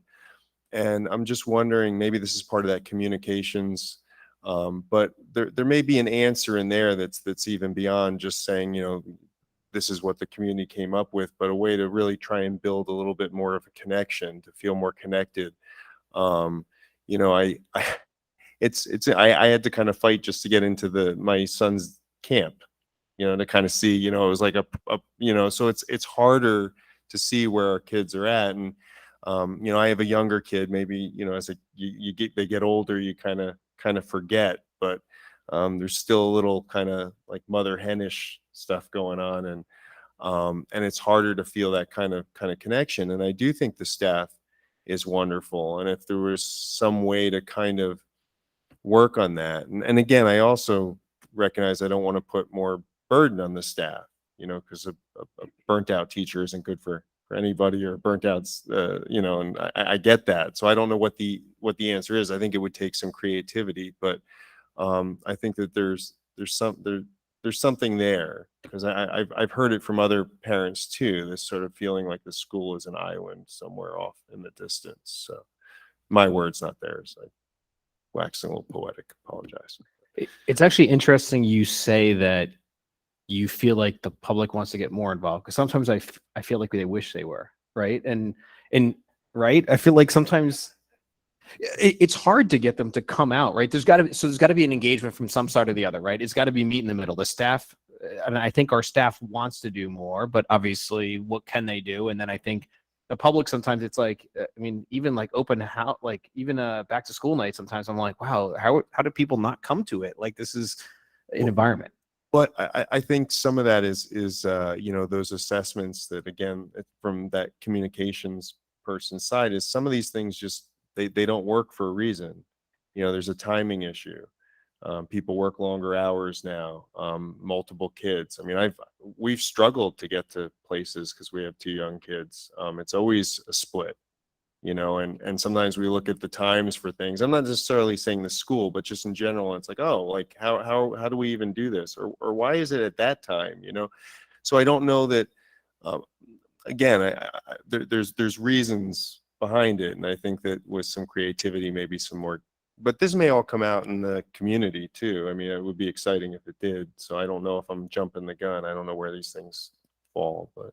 So if I could just add, I don't think that you're jumping the gun. I think that it's important for this year. And I think you kind of hit the nail on the head when you talked about communications. It's another piece that the board has been talking about for several years. And the administration was able to take action on it. But I think that if we linked communication in with however the administration is going to write these goals, that we're, that you're planning to have resiliency built into the curriculum. I'm just using very broad language right now, and then communicate that to the community. And then for the other goal, you're having acceptance built into the curriculum and you're communicating that to the community. I don't know if that's too much for one goal, doing it and communicating it, but I think that both are important, because I think you're right, not through people's schedules and needs, but also through COVID, people have felt isolated from the world, right? From one another. So from their child's school is certainly understandable. So I get that. And that's why I think that we've identified that communicating with the community, is that right? Yeah. Is so important. So I think that if we can link those two somehow into that goal 3 and 4, that we'll be doing the students a service, but the parents as well. And then, like Mr. Anderson said, being able to point to the goal. And when we're asked, well, why was that a discussion in my child's classroom? Well, it goes back to resiliency, which is a goal here. And we're communicating it with you and the staff. And that's the reason that it was done. So if you guys, the administrative team, think that that's workable, then that would be my suggestion.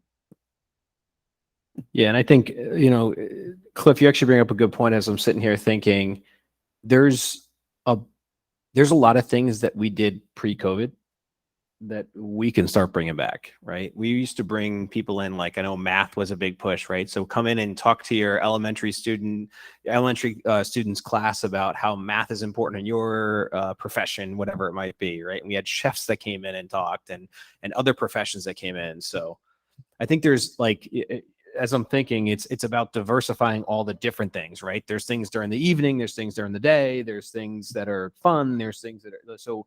You're right. We need to continue to open the buildings more and more, and just get back to some of the things we did before. And I know we still did some of it, but how can we continue to push the envelope on looking at those and expanding it? So. And I just want to add that I don't think that this is this is just a note. I think that we're feeling as parents. I mean, my Lakeview student now is going into 5th grade, and I remember being much more in the buildings when she was in kindergarten and when my older students were in kindergarten, but times have changed. So it's also about giving the administration the time to change the policies appropriately. I mean, COVID has changed so much just this year that they didn't know, okay, well, all the class parents can come in. No, you can't come in. No, I mean, it's based on the COVID numbers at the time. So we have to give the staff and the administration the time to keep the policies, create the policies that are keeping our students as safe and our staff as safe as possible, but also, like you said, getting more and more back to normal as quickly as we can. So I think we've landed on 4 goals, it sounds like. And I know we've talked a little bit on, obviously the first 2 are kind of set. The next 2 need a little bit of work on the wording, but Dr. Forte, do you have enough to kind of build out some goals from there? So this is what I have for the second 2 goals. So something around acceptance of all people, and something around mental health, wellness for staff and students, and include the word resilience. Now we'll work on the wording. Exactly. That's the basic overall idea I have for 3 and 4. Okay, that sounds good to me. So do either you or Dr. Cullis have any feedback about adding in those 3 and 4, communicating that to how we're doing that to the community? Do you think that's adding too much into a goal? We probably need to communicate all of them. So I would say, yeah.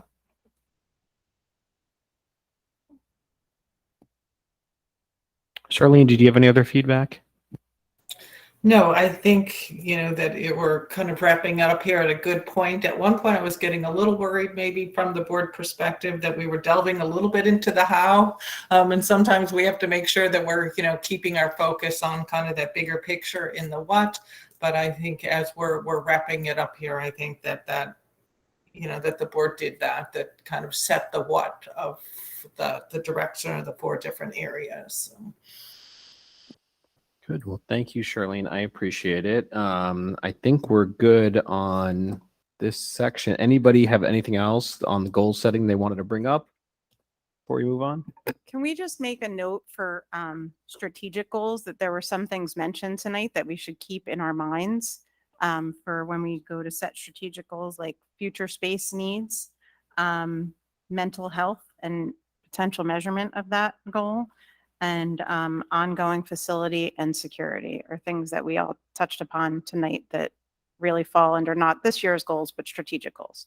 So one of the first thing we're going to do when we do our strategic plan, after we do the board meeting, we're going to have a update on the status of the district, like 2022, and a recap of how we did on the strategic plan over the last 5 years. And at that point, that's where these types of things should come out. Like, what are the things we need to work on going forward? So I feel very confident that those things are going to be said in those kinds of presentations. The one thing, and Charlene, let me know what you think, but the one thing I always focus on in the strategic planning, or at least think about, is I almost don't want to give too much direction, because I want to hear from the public as to what they think is important. And maybe it's different. It's almost like I think the strategic goals are like the community's goals. The district goals are our goals that we use from the strategic plan to kind of give a little bit of direction to the administration on it. So I agree with you. I think the recap of how we're doing, Dr. Forte, and some of the things that you're thinking about for the future at a high level is important, but I don't want to give too much. Like, they're kind of the community's goals. But Charlene, do you agree with that? So, so basically you're both kind of right in saying the same things, that it's important that we give the community information that it needs in order for the community to have informed discussions.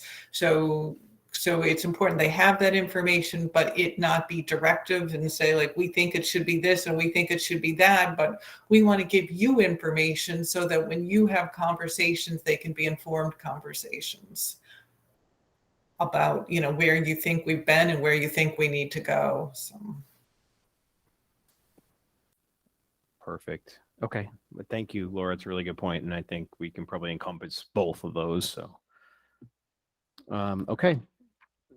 So Charlene, thank you very much for your assistance. It's always great to see you virtually, and enjoy Cape May. And thank you for coming on. We appreciate it. Thank you. It is my pleasure. Good night, everyone. Good night. Good night. Good night.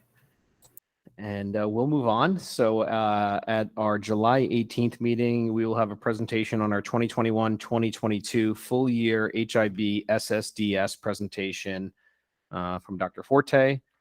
So let's move on to superintendent's comments. Dr. Forte.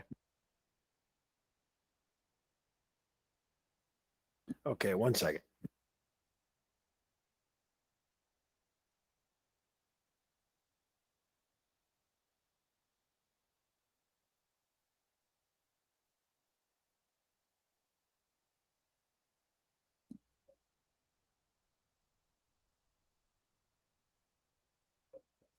Okay, so a couple of quick announcements. We have our projects are moving forward. Everything's moving along. We do have a draft of our LRFP for part of the district. That's long range facilities plan. We will share that with the board as soon as possible. And the back to school night schedule for 22-23 at Morris Knowles will be doing their back to school nights on September 22 and 29. Valley View will be September 15. Riverview is September 14, and Lakeview is September 21. This is also in my last board report, and it'll be in the next one if you want to see it. You could also look at this document as well.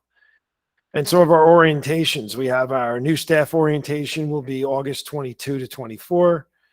Our Valley View orientation for students, August 25. Riverview is August 2-9. Lakeview is August 30th, and our staff convocation, our annual staff convocation will be August 31st from 1 to 3 p.m. at CCM. And normally we do it in the morning, but this year is their first day of school, and they asked if we could do it in the afternoon. So we are going to have our staff convocation in the afternoon, and the staff will meet with in their buildings first thing in the morning on the 31st, and then go to CCM.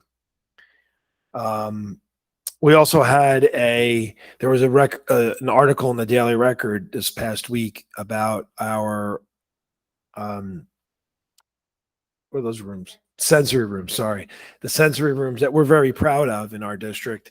And unfortunately, the reporter, it showed both sides of it, whether or not it was positive and negative. The headline they chose was very negative. If you read the whole article, it did show both sides that there was, and that's responsible journalism, that if there's evidence or research out there that supports something, and evidence and research out there that goes against it, right? I mean, that's responsible. It's unfortunate that the article was really based on Riverview, even though it was in a national, really after some national research he did. And then also that the editors chose to have the very negatively slanted headline. And, I talked to the reporter who has been very good to our district over the years. And I just said I felt like it was unfortunate because it's a source of pride for our district. And just like we had some conversations, it is difficult to quantitatively measure a lot of the things we do. That doesn't mean doesn't have value. And I mean, how long did we just spend on the mental health of the students in this conversation? And if there's a way to reduce some anxiety for students, especially during these difficult times, we're all for it. And some of the things weren't even really true. Like, for example, it wasn't just the taxpayer dollars it was funded through PTA grants. So we stand behind it, Sandy and I. We see it, right? Our educational experts see the advantage of it. can we say like, because of this, there's less of that, or there's less of this? We might be able to make some statements like that, but I really feel strongly that in this time, the reduction of anxiety of students and staff is super important. And we'll stand by that all the way to the end. And I don't know if Sandy, if you want to chime in. I just know that our principal, Ms. Theodoropoulos, was pretty upset that it had such a negative slant, and really because of the headline. And the reporter did say that he doesn't get to choose the headlines, that the editors do. But the problem is a lot of people don't take the time to read the whole article. So you're just looking at the headline and not really seeing the whole thing. So I just wanted to point that out to the board, and maybe Sandy, if you want to, I think I hit most of it, but you might have something else. Right. And the article wasn't necessarily, the people that were discussing possible downsides of sensory rooms do not know how we use it or what we're doing, right? So that's just however they have experienced it. I will say the fact that our rooms are really focused on teaching kids how to self-regulate, that can be used not just in a sensory room, that can be done at home or, in their classroom, anywhere. I mean, I think that is an incredibly important skill. It does go along with resiliency. We need to teach them to be able to read their own body language and know what kinds of things they can do about it.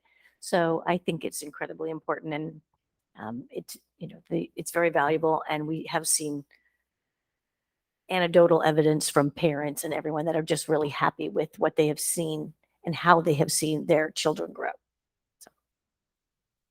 We'd be happy to share with anyone. They can come and visit the room, and we can explain how we use it at any time. Dr. Forte, I'll just make a quick comment that, speaking from the board, we have 100% trust in our staff. So if our staff think it's the right thing, we support them, and we thank you for putting it in place. And we've personally seen presentations from staff members here to the board showing the benefit of it and talking about the advantage they've seen for students and the focus they've seen. So whatever, experts they've quoted or have opinions from, our experts or our staff, and I believe in them wholeheartedly. Appreciate that. Thank you.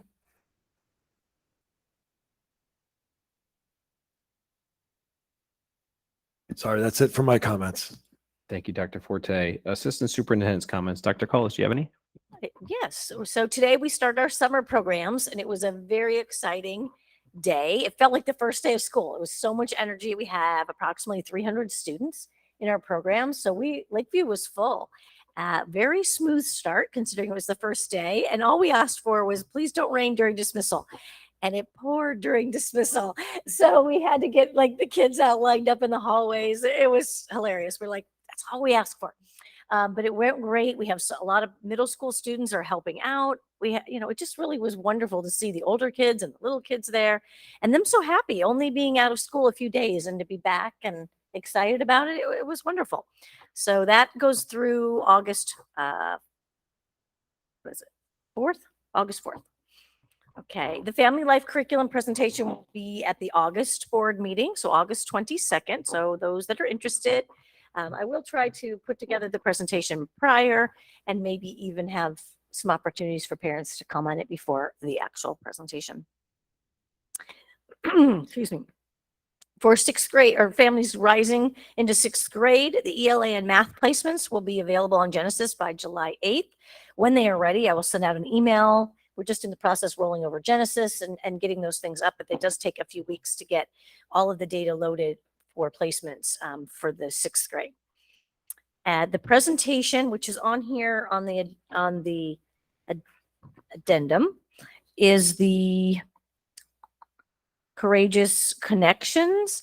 And that is a presentation that's based on Brene Brown's work. So it's one of the Brene Brown trainers who is coming to work with our staff on vulnerability and resilience, which I think that was ironic, for 8 hours on July 5th and 6th. So teachers, I had surveyed them earlier in the year to see who would be interested in me bringing in this trainer. If you're familiar with Brene Brown's work, it's amazing. And you can Google and go on YouTube and even see clips of her work. It's pretty great. But it's one of the trainers that will be in, and it will be those 2 days. So there's about 25 staff members who are coming in. to do that. But it's open to any of our staff. This concludes the Assistant Superintendent's report. Thank you, Dr. Cullis. Mrs. Gorowski, any business administrators comments? Supporting the strategic planning goal number 4.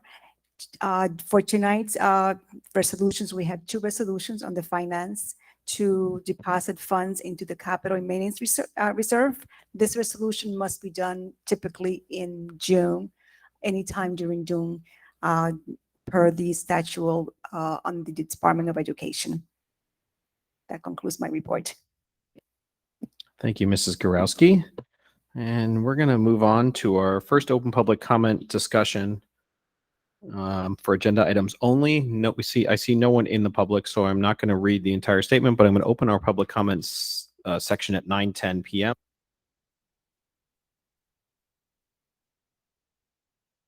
And just remind those that are watching virtually, if you'd like to make a comment in the future or even at our meeting this evening, you can come in person at Denville Town Hall. We have 2 public comment sections, one at the beginning of our meeting and one at the end of our meeting. Seeing no one come forward, I'm going to close our open public comment section at 9:10 p.m. and move on to our agenda.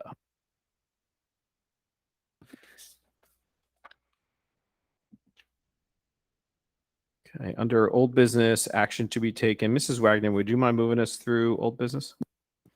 Certainly. I would like to move under old business A, B, and C, which are treasurers of school monies and board secretary report from May of 2022, education reports, report of student enrollment, report of health office of May 2022, and HIB case BV 212212, and minutes from the work session and executive session of the May 9th, 2022 meeting, as well as regular session and executive session of the May 23rd, 2022 meeting. I'll second. Thank you, Mrs. Wagner and Mr. Cass. Any questions, comments? Seeing none, roll call, please. Mrs. Wagner, Yes. Mr. Cass, Yes. Mr. Kim, Yes. Dr. Aruna-Detasan, Yes. Dr. Moore, Yes. Mr. Anderson. Yes. All right. Under new business action to be taken this evening, back to you, Mrs. Wagner, for personnel, please. If there are no objections, I would like to move under personnel items 1, which are A through, bear with me as I flip, it's very long, all the way through to FFF on the regular agenda. And then I want to bring your attention to the addendum, which has item GGG, which includes a number of new hires, resignations, and summer hires, as well as some notable move across the guides. And I just want to highlight them, so bear with me.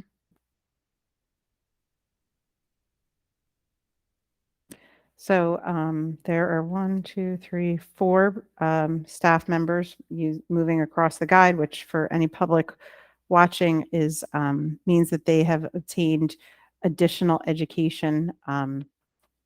So they're being rewarded. I'll second. And just for clarification, Mrs. Wagner, items 1 through, I know you noted the addendum, but I apologize. So if it's okay with Mr. Cass and the rest of the board, we also have items 2 through 11, which include leaves, as well as an agreement with Blue Titan, and notably Mrs. Gorowski's and Dr. Cullis's contracts for the 22-23 school year.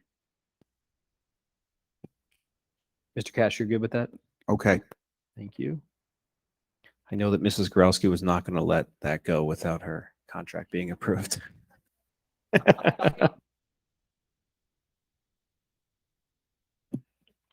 Thank you, Mrs. Wagner and Mr. Cass. Any questions, comments? No. I wanted to welcome, there's a lot of new hires as well, it looks like. So welcome to the district.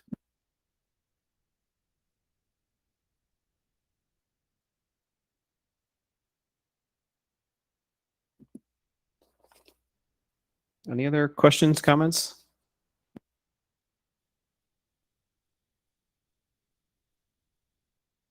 Seeing none, roll call, please. Mrs. Wagner, Yes. Mr. Cass, Yes. Mr. Kim, Yes. Dr. Abunadetasan, Yes. Dr. Moore, Yes. Mr. Anderson. Yes. And under instruction and program, since Mr. Capello is not here, Dr. Moore, would you mind moving us through instruction and program? Sure. I'd like to move under instruction and program. It doesn't look like there's anything for item 1. Item 2 is adopting the revised reading and writing units for study, units of study for K through 2 and reading units of study 6 through 8 at the cost of $101,566. I believe there's also an addendum. And there's item number 3, which is personal development presentation. Second. Thank you, Dr. Moore, and thank you, Mr. Kim. Any questions, comments?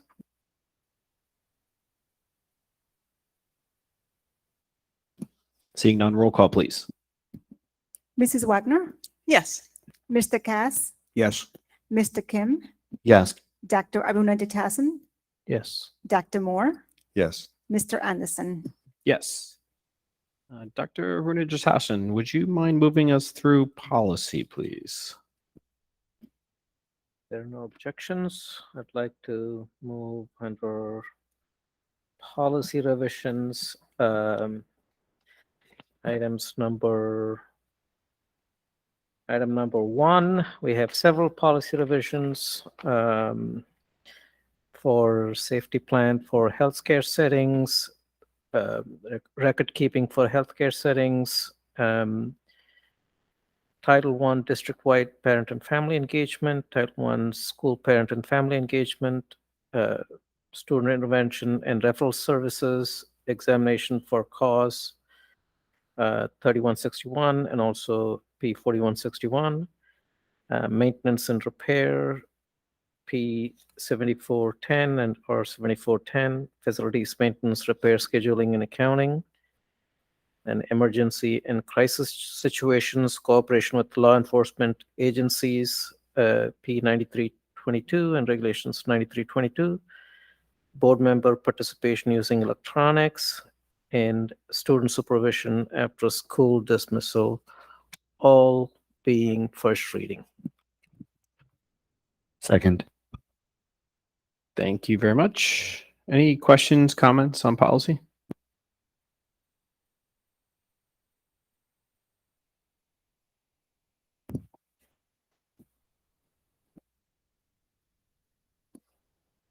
Seeing no questions or comments, we'll ask for a roll call, please. Mrs. Wagner, Yes. Mr. Kim, Yes. I'm sorry, Mr. Cass, Yes. Dr. Abunadetasan, Yes. Dr. Moore, Yes. Mr. Anderson. Yes. All right, Mr. Kim, would you mind moving us through finance, please? Sure, I'd be happy to. I motion that we move tonight section D finance as a block, numbers 1 through 19, bringing to the attention of the board, specifically numbers 2 and 3, as Ms. Gorowski mentioned, which are resolutions to fund any excess revenue or funds into our reserve accounts, as well as number 6, which is the increase of the price of milk to 44 cents, as well as numbers 15 and 16, 15 being the installation of curb ramps on Cooper Road, which is going to be a joint collaboration between the Township of Denville and the Board of Education, as well as approving Horizon staff resources to provide temporary personnel for next school year. Second. Thank you, Mr. Kim and Mrs. Wagner. Any questions, comments?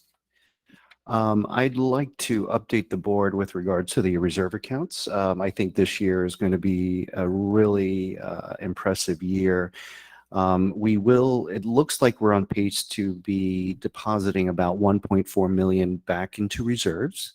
However, approximately 850,000 of it is basically excess funds from projects that were taking funds from reserves anyway. So maybe over budgeting on capital projects that essentially wasn't being used and will be just basically being redeposited back into reserve accounts.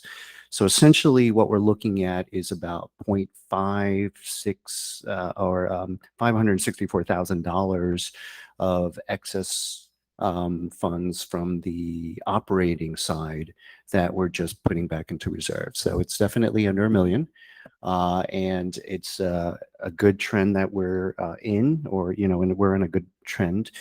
And the next fiscal year, which we've already voted on, I think will be even tighter, which means the next budget that we vote on, we might not have a lot of room. So we'll keep an eye on that in Finance Committee.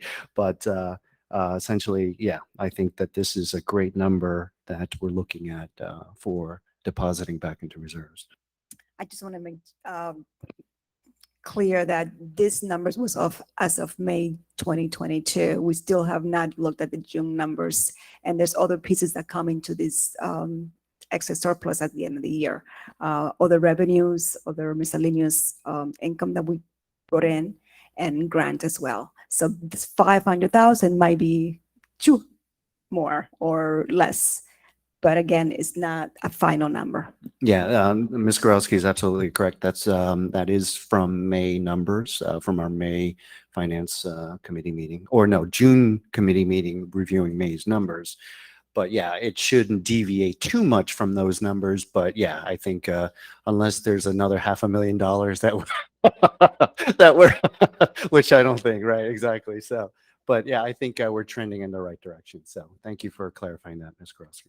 Are you including all of the revenue that we're going to get from grants that you applied for as well?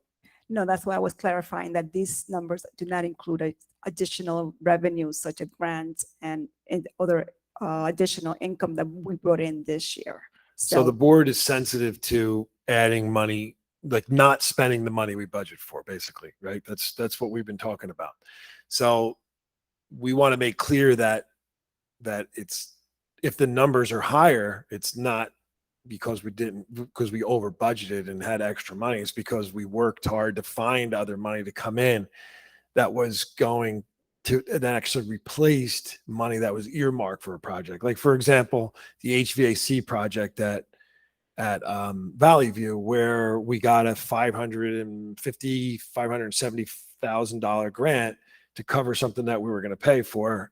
So what we'll do is, when it's time, not yet, once we know, after the audit, Damaris will put together like, all right, this is money from the budget. This is money that was like, that was budgeted for projects that were coming out of reserves but are going back in because the project came in under. And then another category of, these are all the grants that we received as well that are going to end up going to reserves. Thank you for clarifying that. I completely agree with you, Dr. Forte. If you are going to list out those grants, then I would strongly recommend, if those grants are for capital projects or if they're for operating grants, you know what I mean? So, because essentially, like the HVAC that you mentioned, Dr. Forte, that was money coming from reserves anyway. So that just essentially would go back into reserves, which is a separate line item that I mentioned. I think it's also important to highlight this now before we get any of those grants, because we're not budgeting for those grants, right? So this is just another sort of highlight or example of saying that we're not too far off from the budget. You know, $500,000 is essentially what I think both of you were arguing. And I think that just sort of mentioning it now before we get the grants to sort of give us a baseline, it gives us an idea of where we are. So that's why I thought it might be important to mention. And you are absolutely correct. This $500,000 is not counting additional revenues, grant, FEMA, tuition revenues, facility rentals, all those additional income will be part of the deposit into the reserves in addition to this $500,000.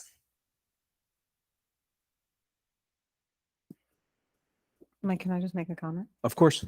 I think for in the future, when you have all the numbers and everything, it'll be interesting to see the number that you're going to deposit this year versus that number last year with all of those things pulled out. And then, we typically look at it as a percentage of the total budget, but I think that it would be good to be able to look at it as a percentage of the operational budget and not, count in the capital projects and such that, so that you can really look at what percentage of the operational budget or what wiggle room you truly have. Thank you. Thank you, Mr. Kim. Any other questions or comments on finance before we vote?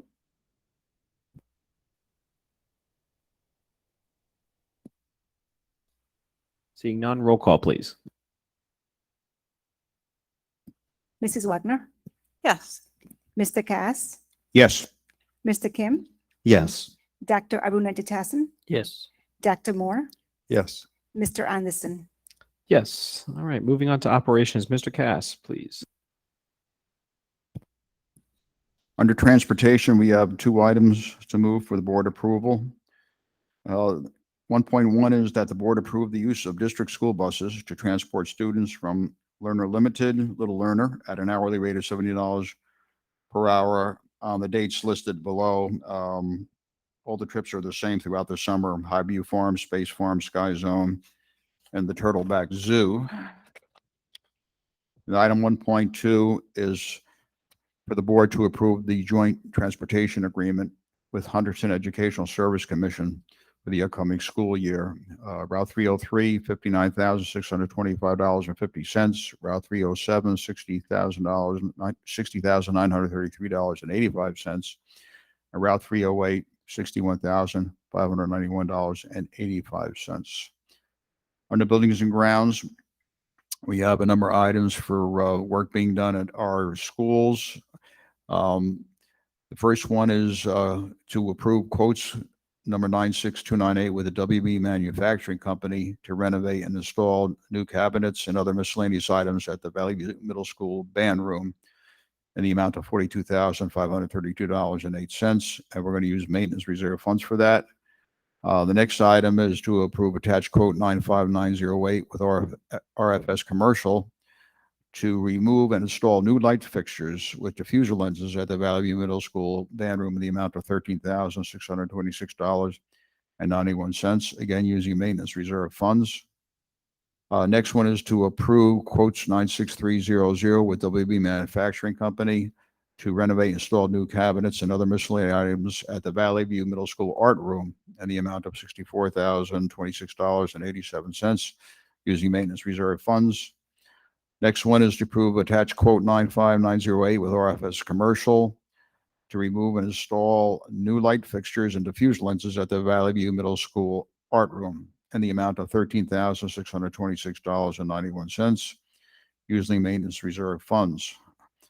Next one is to approve the submission of the anticipated facility request for the 2022-23 school year to the Morris County Superintendent of Schools.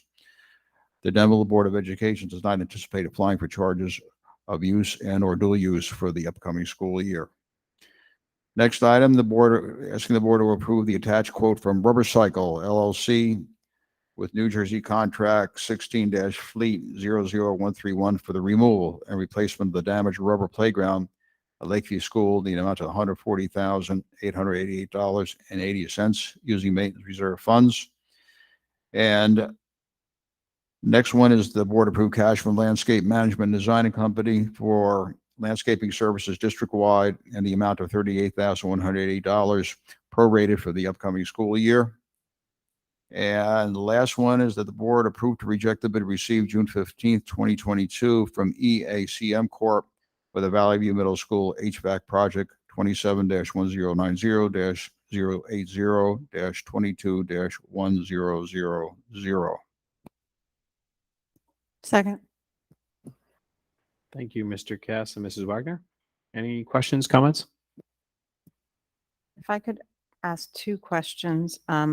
So on 2.3, is that for the back lot where, like behind the building, where that rubber is lifted up? It's for the kindergarten playground. The back one is going to be turned into a grass playground, and the front one is pretty worn out. And we need to keep it that way too because of the preschool handicap class up there. And we looked at a bunch of other options, but it's really the right thing to do. And it's over 20 years old. No, it's great. I think that the number there for the back doesn't make sense, but for the front, certainly. And then, Damaris, if you would mind just explaining, and I apologize if you have in a previous meeting, the bid rejection. We went out for bid for the Valley View HVAC project with the grant, and we received only one bidder, and the amount was over $1 million. We are still working with another contractor, our co-op vendor, and his price was high, but it was not as high as this one bid. Thank you. Sure. And Damaris, can you just remind me what that project entails? Like, what are we replacing the HVAC or upgrading? Which areas? With the Valley View HVAC grant, we are changing the cafeteria, HVAC, the rooftop, and also the band room and the art room HVAC to improve the air quality in there. Okay, thank you. And I'm sorry, another question about, so that's the grant we just received for 570-ish approximate $1,000 for, okay, thank you.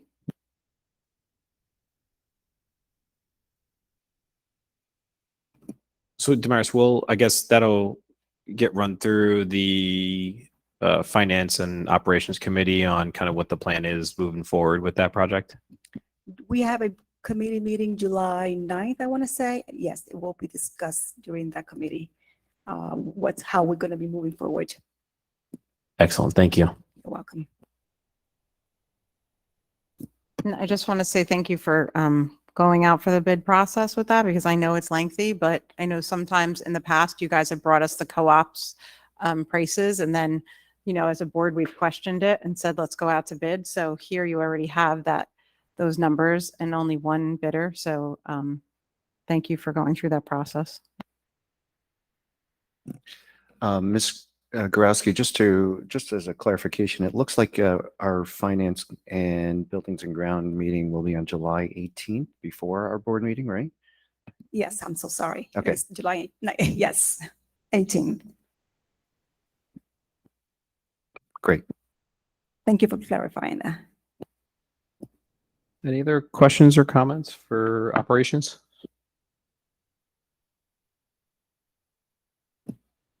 Seeing none, roll call, please. Mrs. Wagner, Yes. Mr. Capello, I'm sorry, Mr. Cass, Yes. Mr. Kim, Yes. Dr. Abuna Jatasin, Yes. Dr. Moore, Yes. Mr. Anderson. Yes. All right, we'll move on to the good of the cause, committee reports, correspondence, discussion items. We'll start off with board meeting highlights. Dr. Ford, did you have any put down? I have goal setting 22-23 and strategic planning 2022. Any other ideas? Maybe the beginning of the summer program. The summer program? Sure. Anybody have anything else to want to add? This is going to be probably at the end of July, so it'll be after the next board meeting by the time we put this out. So I'm just trying to keep it a little vague because I'm not sure what we're going to have out there yet. Well, if the summer one is too late, then maybe the project that we're going to be doing with the Township of Denville on the curb ramps on Cooper Road. Yeah, I have the summer one in there too, just saying that the summer program started, but if we could add the rehab of that crosswalk. Does everybody know that crosswalk? It's The law is that they have to have the landing space. So the town won't redo the crosswalk unless we have the landing space. So we agreed to share the cost. We'll pay for the one on our property. They'll pay for the one on their property. But I think we all felt like it was very important because it's used probably like 10 times a year at least for people who park, the overflow that park over there and they have to cross. I think I use it 10 times a year. It's used much more than that.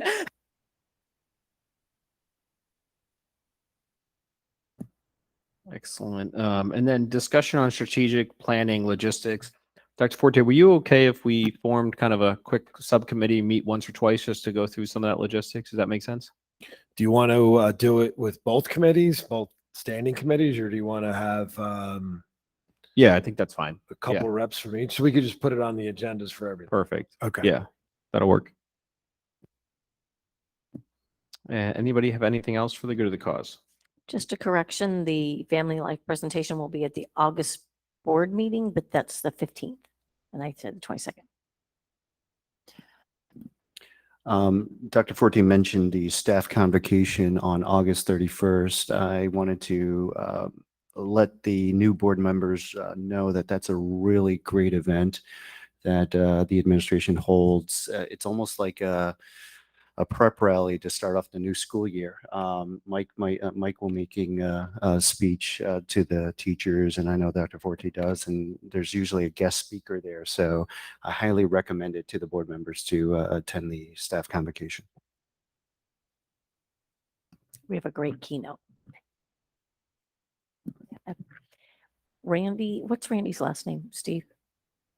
Dr. Forte? But I could look it up on. He's a great inspirational speaker. So I think you'll really like it. While we're waiting, can we, I know we mentioned the finance committee meeting. Do we have a time for our next meeting? I apologize. I haven't looked for IMP and I'll have to get to the committee because I know many of us are going on vacations. Okay. So I'll email you guys and see what will work. that's what I just wanted to let you know. I won't be here the next board meeting. Dietrich. Randy Yeah, Randy Dietrich. Dietrich. So that's actually a good question because we're getting into the summer. I will not be here at our next meeting either.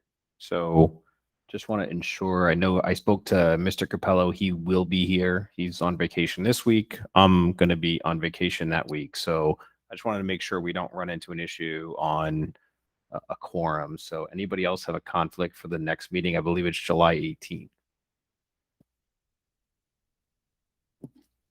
Good. Okay. Perfect. Thank you. Yes, correct. And the next one is August 15th, if you want to ask about that one. Good point. Anybody have a conflict on August 15th? I will not be here.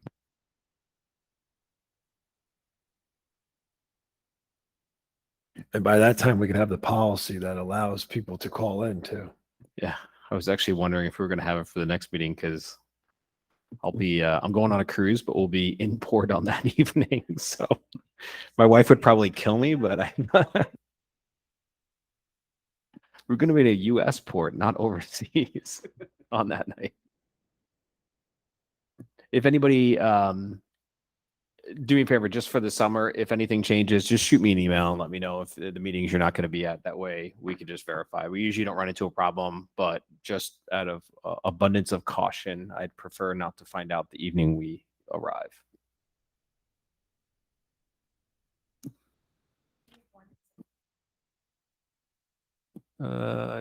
Steve, do we have one meeting in September? Is that correct? Yes, we do. I can look it up on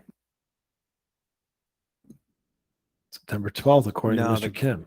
So I was actually going to mention this. The Denville Education Foundation is working on their schedule for the year. They've got actually, they may shift off of the golf outing. So, and if they do it, that golf outing, they move to October anyway.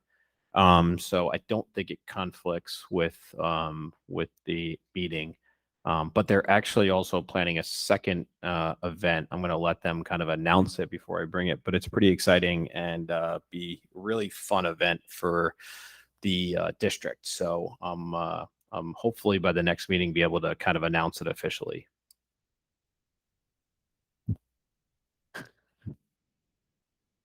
And from a personal perspective, I'll mention congratulations to the Denville Baseball 13U team. They won tonight district championship. I just got a text message from my wife, so very exciting. So that's a bunch of our 7th and current 8th graders going into high school. So pretty cool. Actually, I know there's multiple teams that did win. I think the 11 U's may have also won last night also. So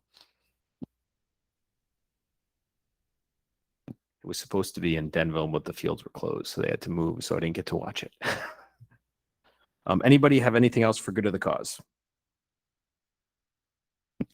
Seeing none, we'll move on to our second open public comment section, which I will open at 9:39 p.m.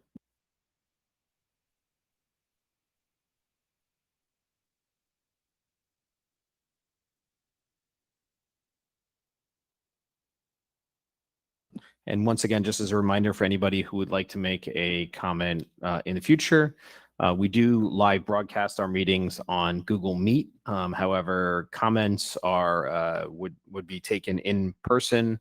All of our meetings currently, unless otherwise noted, are in Denville Town Hall. And we encourage folks to come out and listen and participate in the meeting if they'd like. Seeing no one come forward, I'm going to close our second public comment section at 9:40 p.m. Dr. Forte, do we have a need for executive session? Yes, we do. Security and student matters. Okay, and just before we move on with that, I will note that there will be no action taken post-meeting. All of the items for action have been discussed. And with that, Mrs. Wagner, would you mind moving us to executive? I move that we convene an executive session in accordance with Section 8 of the Open Publics Meeting Act. The purpose of this closed session will be to discuss, did you say security and legal? Student matters, security, and legal matters. Security, student matters, and legal matters. Minutes of this session will be made available to the public when the need for confidentiality no longer exists. Second. Thank you, Mrs. Wagner. Mr. Kim, all in favor? Aye. Aye. Any nays? None. Any abstentions? None. We're in executive session at 9:41 p.m.